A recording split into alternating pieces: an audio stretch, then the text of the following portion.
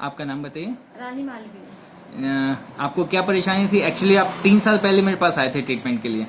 4 year का। 4 years पहले आप मेरे पास आए थे ट्रीटमेंट के लिए।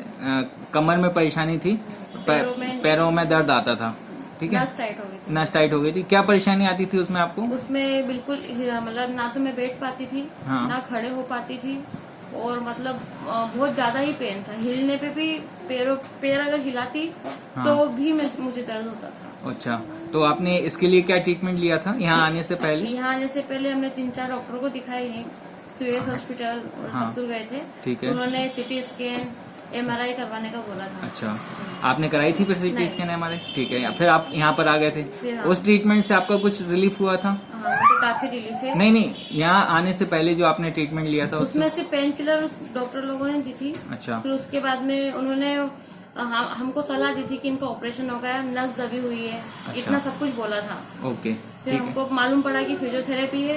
यहाँ आए, यहाँ आने के बाद में फिर मतलब बिना पेन किलर से ही मेरा दर्द पूरा चला गया। अच्छा, आप कुछ बोलना चाहते थे? यहाँ पर ट्रीटमेंट कैसा है?